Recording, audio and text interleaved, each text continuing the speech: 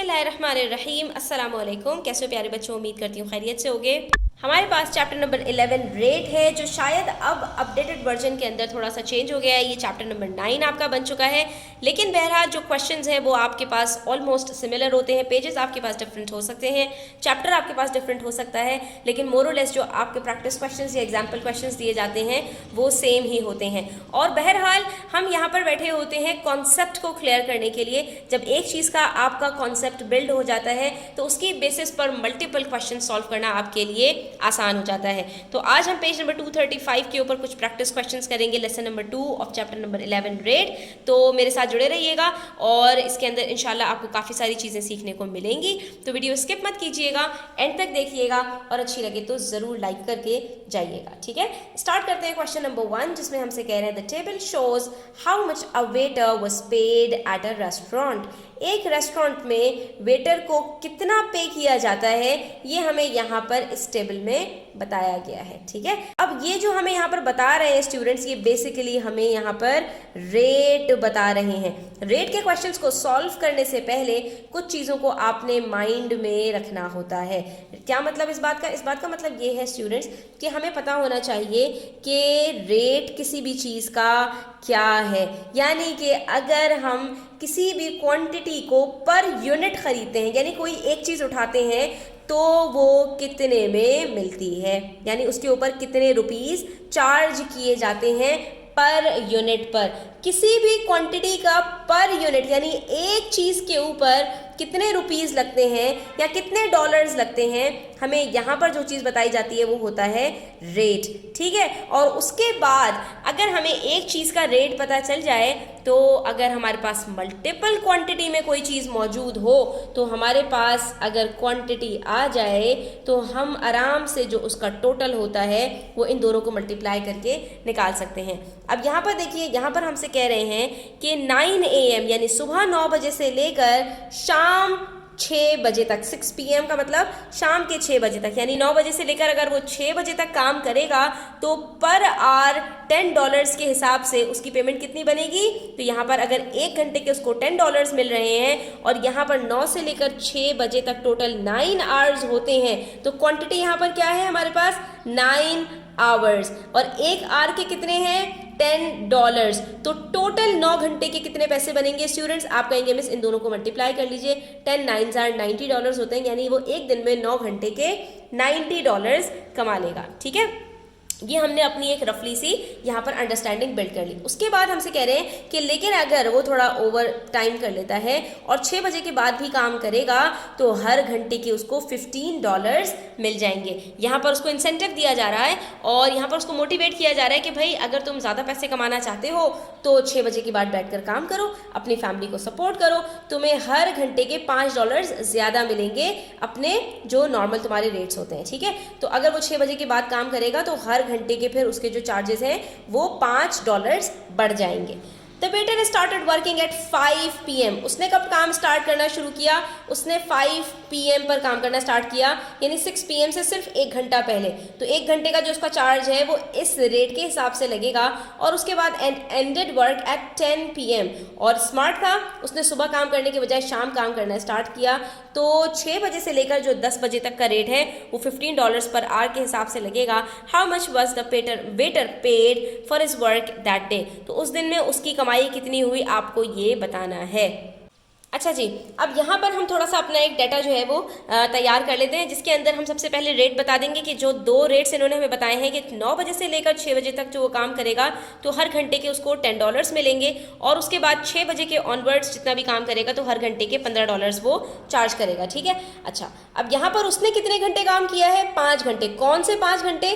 जो इस वाली कैटेगरी में फॉल होते हैं, ये इस वाली कैटेगरी में, दोनों कैटेगरीज के अंदर फॉल होने वाले टाइम्स उसने लिए हैं। उसने काम स्टार्ट किया 5 बजे से लेकर और ख़त्म किया 10 बजे तक। तो 5 से लेकर 6 बजे तक का जो टाइम है वो इसके इस वाली स्लॉट में आता है, जहाँ पर उसको 1 घंटे के $10 मिल रहे हैं, ठीक है। तो हम भी यहाँ पर डाटा लिखते हुए इस चीज़ को मेंशन करेंगे कि उसने 5 घंटे तो काम किया है, लेकिन पहली स्लॉट के अंदर उसने सिर्फ 1 घंटा काम किया है और दूसरी स्लॉट में उसने 4 घंटे काम किया है। इस तरह से टोटल उसके 5 घंटे बनते हैं। तो जो पहले घंटे की स्लॉट है वो $10 के हिसाब से उसको पैसे मिलेंगे और जो बाकी के 4 घंटे हैं वो $15 के हिसाब से उसको पैसे मिलेंगे। तो अगर स्टूडेंट्स हम पहले घंटे की बात करें तो पहले घंटे में सीधे सीधे उसको $10 मिल जाएंगे, क्योंकि यहाँ पर 1 घंटे के $10 मिल रहे हैं। लेकिन यहाँ पर अगर मैं बात करूँ कि 4 घंटे के उसको कितने डॉलर्स मिलेंगे, तो अगर 1 घंटे के $15 मिल रहे हैं तो 2 घंटे के कितने मिलेंगे, 15 इंटू 2। 3 घंटे के कितने मिलेंगे, 15 इंटू 3। तो 4 घंटे के कितने मिलेंगे, 15 इंटू 4, ठीक है। और फिर जब ये दोनों हमारे पास निकल कर आ जाएंगे तो हम इन दोनों को ऐड अप कर लेंगे। तो सॉल्यूशन हमारा बिल्कुल सिंपल है। पहले घंटे के उसको सीधे सीधे $10 मिल गए और बाकी जो 4 घंटे बचे उसके अंदर $15 के हिसाब से 4 घंटे के उसको $60 मिले। तो टोटल उसके 10 और 60 मिलाकर $70 उसने उस दिन के कमा लिए। और इसी चीज़ को हम अपने रिजल्ट के अंदर भी यहाँ पर मेंशन कर देंगे, ठीक है स्टूडेंट्स। उसके बाद क्वेश्चन नंबर 2 में हमारे पास है machine can print 150 pages in 10 minutes. 10 minute में एक मशीन है जो 150 पेजेस प्रिंट करती है। यानी हमारे पास ये रफली जो रेट बता रहे हैं वो क्या बता रहे हैं, 150 पेजेस इन 10 मिनट्स। इन्होंने हमें 1 मिनट का नहीं बताया, पर यूनिट का नहीं बताया। पर यूनिट किसको कहते हैं स्टूडेंट्स, कि जहां पर हमारे पास जो 1 यूनिट की क्वांटिटी होती है ना वो बताई जाए। अब यूनिट हमारा कुछ भी हो सकता है, जैसे कि लास्ट उसके अंदर हमारे पास क्वेश्चन के अंदर जो हमारा यूनिट था वो क्या था, आवर था, आवर, ठीक है। यहाँ पर हमारे पास यूनिट क्या है, मिनट्स हमारे पास यूनिट्स है, ठीक है। तो ज्यादातर हमारे पास जो यूनिट्स होते हैं वो टाइम में होते हैं। तो अब यहाँ पर 1 यूनिट में यानी कि 1 मिनट में कितने पेजेस प्रिंट हो रहे हैं ये नहीं बताया इन्होंने, बल्कि इन्होंने बताया कि 10 मिनट्स में अगर 150 पेजेस प्रिंट हो रहे हैं, how many pages can the machine print in 1 hour. तो 1 आवर का तो इन्होंने हमसे पूछ लिया कि 1 आवर में कितने पेजेस प्रिंट होंगे, यानी आपने यहाँ पर कैलकुलेट ही रेट को करना है। तो ये जो 2 अदर चीज़ें हमें दी गई हैं ये क्या चीज़ें हैं स्टूडेंट्स, तो यहाँ पर इन्होंने रेट पूछ के हमें यहाँ पर इन्होंने टोटल बता दिया और क्वांटिटी भी बता दी। तो हम इसको किस तरह से कैलकुलेट करेंगे स्टूडेंट्स। तो अब यहाँ पर हमने डाटा तो लिख लिया स्टूडेंट्स के टोटल पेजेस प्रिंट हुए हैं 150 और कितनी देर में, 10 मिनट में। तो अब हमें क्या निकालना है, हमें निकालना है कि 1 मिनट में, यानी हमें रेट निकालना है। लेकिन अब सवाल ये पैदा होता है कि भाई रेट निकलेगा कैसे, हम इनको प्लस करें, माइनस करें, मल्टीप्लाई करें, डिवाइड करें। सबसे बड़ा घपला तो यहीं पर आता है कि भाई कौन सा ऑपरेशन अप्लाई करना पड़ेगा कि हमारे पास ये रेट निकल कर आ जाए। क्योंकि कभी कभी ऐसा होता है कि हम रट्टा मार के जाते हैं अपना फॉर्मूला और एग्जाम में जाकर भूल जाते हैं कि भाई एक जगह तो हमने मल्टीप्लाई किया था, दूसरी जगह पर हमने डिवाइड किया था। अभी जैसे लास्ट क्वेश्चन के अंदर हमने क्या किया, मल्टीप्लाई किया था, क्योंकि वहां पर हमें रेट दिया हुआ था और क्वांटिटी दी हुई थी तो हमें टोटल निकालना था। तो वहां पर तो हमने आराम से मल्टीप्लाई किया और आंसर निकाल लिया। लेकिन यहाँ पर क्या करें, यहाँ पर टोटल दिया हुआ है और क्वांटिटी दी हुई है, किसको किससे डिवाइड करें, किसको किससे मल्टीप्लाई करें कि हमारे पास रेट निकल कर आ जाए। तो ऐसी सूरत में बच्चों आप दिमाग को थोड़ा सा उसकी बत्ती को जलाया करो और इसी क्वेश्चन को थोड़ा सा सिंप्लीफाई कर लो, ठीक है। अब हम इस क्वेश्चन को जरा थोड़ा सा चेंज करते हैं कि भाई मेरे पास मिनट 10 ही है, ठीक है, लेकिन मैं एक छोटा सा काम कर रही हूँ कि मैं 10 मिनट में 20 जंप्स कर लेती हूँ, ठीक है। क्या कर लेती हूँ, 20 जंप्स। कितनी देर में, 10 ही मिनट है मेरे पास। यहाँ पर जो सेम टाइम है ना हमने वही रखा कि 10 मिनट्स हैं और 10 मिनट में हम 20 दफ़ा जंप कर रहे हैं। अब सवाल ये पैदा होता है कि अगर मेरे पास सिर्फ 1 मिनट हो, ठीक है, तो मैं 1 मिनट में कितनी दफ़ा जंप करूँगी। क्या इस सवाल को आप अपने माइंड में ही हल कर लेंगे। आप कहेंगे मिस अगर 10 मिनट में 20 जंप्स लगाई हैं तो 1 मिनट में हमने सिंपली क्या किया होगा, हमने 2 दफ़ा जंप किया होगा। 1 मिनट में 2 दफ़ा किया होगा, तभी तो हमने 10 मिनट्स में 20 जंप्स लगा ली। क्योंकि जितने मिनट हैं हम उसके डबल यानी उसको 2 से मल्टीप्लाई कर रहे हैं तो उतनी दफ़ा हम जंप लगा रहे हैं। तो यहाँ पर स्टूडेंट्स हम कर क्या रहे हैं, हम यहाँ पर जो मिनट्स हमारे पास गिवन हैं हम उसको किसी नंबर से मल्टीप्लाई करके और अपनी टोटल जंप्स को निकाल रहे हैं। तो अब यहाँ पर हमारे पास क्या क्या गिवन है, हमारे पास यहाँ पर क्वांटिटी गिवन है और टोटल गिवन है और रेट हमें निकालना है। तो रेट निकालने के लिए हमने बेसिकली जो टोटल हमारे पास जंप्स थी उसको हमने डिवाइड कर दिया 10 से। क्यों, क्योंकि जब डिवीजन की बात आती है तो वहां पर हम टेबल ही तो पढ़ रहे होते हैं कि भाई मैं इसको कितनी दफा इसका टेबल पढ़ूं कि मेरे पास ये 20 जंप्स बन जाए। तो ये हम यहाँ पर कहेंगे कि भाई 10 को 2 दफा आपने पढ़ना है तो आपके पास यहाँ पर 20 आ जाएगा। तो 20 को हम यहाँ पर 10 से डिवाइड करते हैं तो हमारे पास यहाँ पर 2 जंप्स आ जाते हैं, यानी कि 1 मिनट में 2 दफ़ा जंप करेंगे तभी 10 मिनट्स में 20 जंप्स कर लेंगे। तो जब यहाँ पर हम टोटल जंप्स को टोटल टाइम से डिवाइड कर रहे हैं और हमारे पास रेट आ रहा है, तो यहाँ पर भी हमने यही करना है स्टूडेंट्स कि हमारे पास जो टोटल पेजेस हैं उसको टोटल मिनट से डिवाइड करेंगे और आंसर हमारे पास आ जाएगा। तो बस नेक्स्ट स्टेप के अंदर हमने 150 को डिवाइड किया 10 से, 0 0 से कट हुआ और बच गया 15। इसका मतलब है भाई 1 मिनट में 15 पेजेस प्रिंट हो रहे हैं। 2 मिनट में कितने होंगे 15 इंटू 2, 3 मिनट में कितने होंगे 15 इंटू 3 और 10 मिनट्स में कितने होंगे 15 इंटू 10, तभी ये 150 पेजेस बन जाते हैं 10 मिनट्स में। इससे हमने ये कंक्लूड किया कि अगर टोटल गिवन है और क्वांटिटी गिवन है तो आप आराम से रेट को निकाल सकते हैं। टोटल में से आप डिवाइड कर दीजिए अपनी क्वांटिटी को, ठीक है। उसके बाद क्वेश्चन नंबर 3 देखिए, इसमें कह रहे हैं the graph below shows the exchange rate between the Singapore dollar and the British pound on a particular day.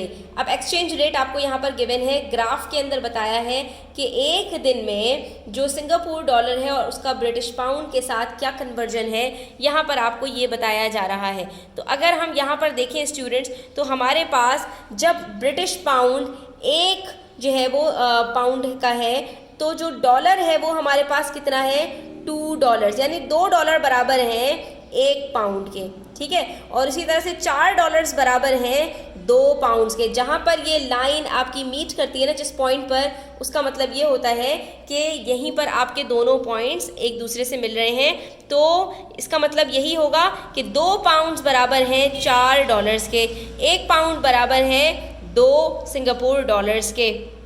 उसके बाद सवाल किया इन्होंने कि केट के पास अगर 1 पाउंड है, यानी कि केट के पास अगर 1 पाउंड है तो how much is that in Singapore dollars, तो वो कितने सिंगापुर डॉलर्स के बराबर होगा। हम कहेंगे भाई हम देख लेते हैं कि ये किस पॉइंट पर जाकर मीट हो रहा है। तो 1 पाउंड मीट हो रहा है डॉलर्स पर जाकर, कितने $2 पर। तो अगर केट के पास $1 है तो वो सिंगापुर डॉलर्स 1 पाउंड है तो वो कितने सिंगापुर डॉलर्स के बराबर हो रहा है 2 सिंगापुर डॉलर्स के। तो इसका मतलब क्या हुआ कि केट के पास जो 1 पाउंड है वो $2 के बराबर है, यानी इनका जो पाउंड है वो बड़ा है, इनका रुपया बड़ा है, रुपया नहीं इनका पाउंड जो है वो बड़ा है।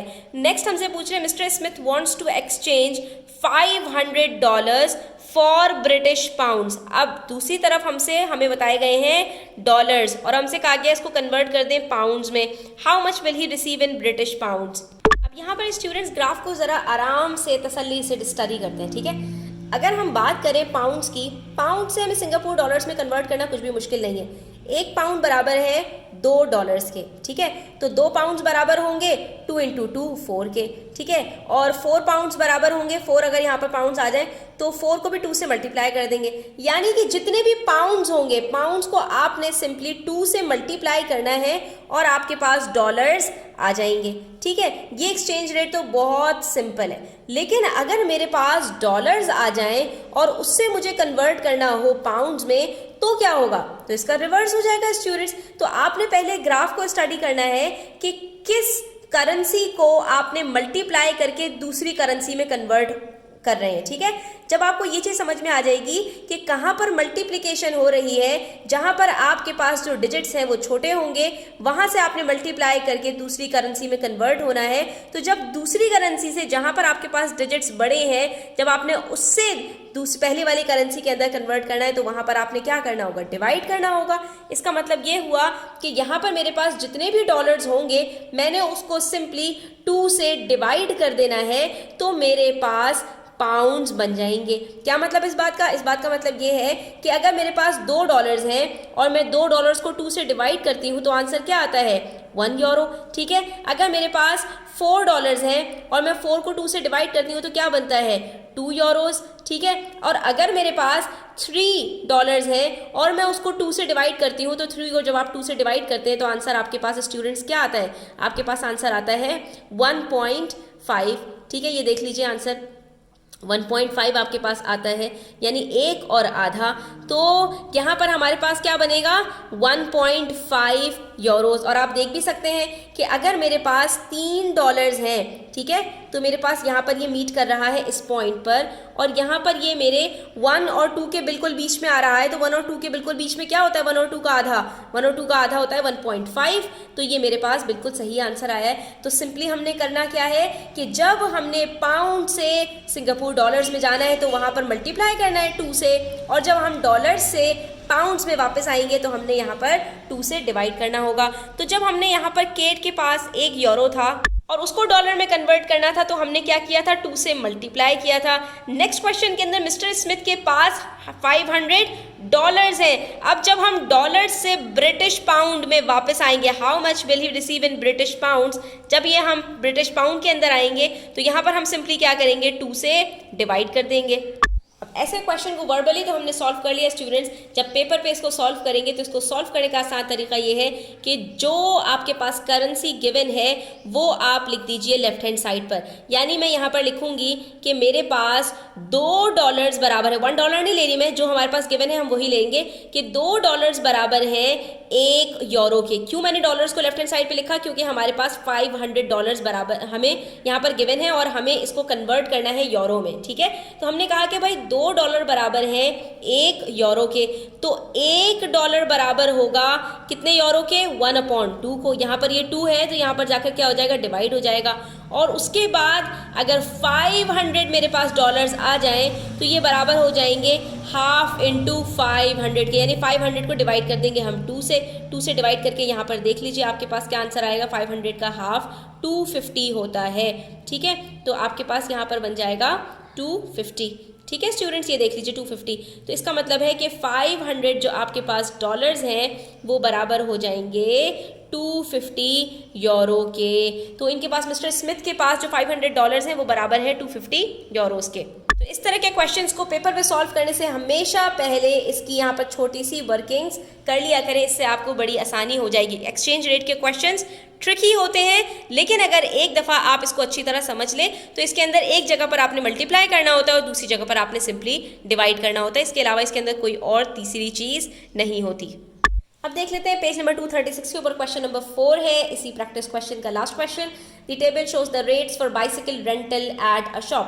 ایک شاپ ہے, وہاں پر بائسیکل رینٹ کے اوپر مل جاتی ہے.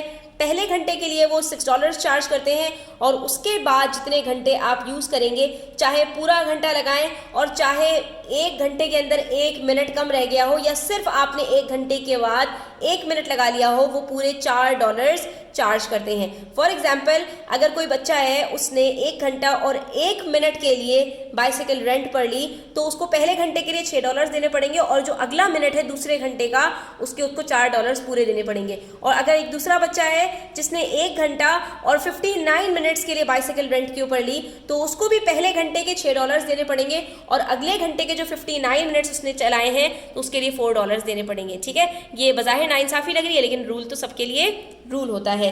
اس کے بعد اب یہ کہہ رہے ہیں این اینڈ سیتی H rented a bicycle for 3 hours.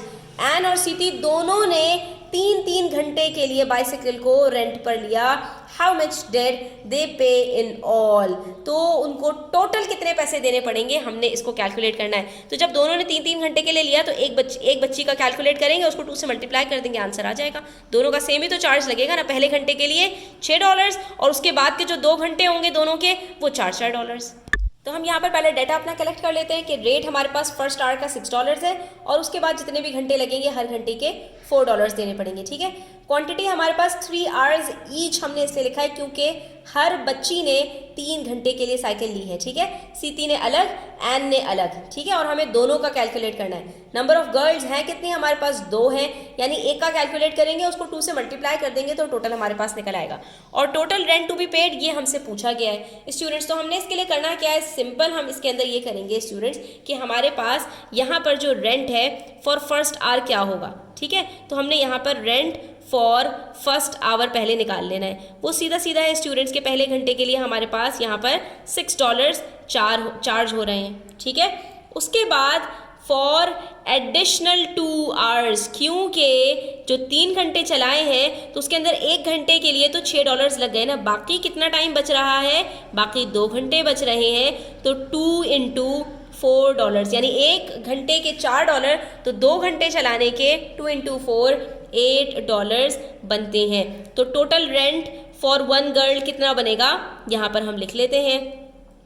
Total rent for 1 girl, हमारे पास एक लड़की का जो टोटल रेंट बन रहा है वो 6 + 8 $14 बन रहा है। लेकिन हमारे पास बच्चियां हैं कितनी, हमारे पास 2 गर्ल्स हैं, तो हमने क्या करना है, एक लड़की का अगर $14 बना है तो 2 लड़कियों का 14 × 2 $28 बनेगा।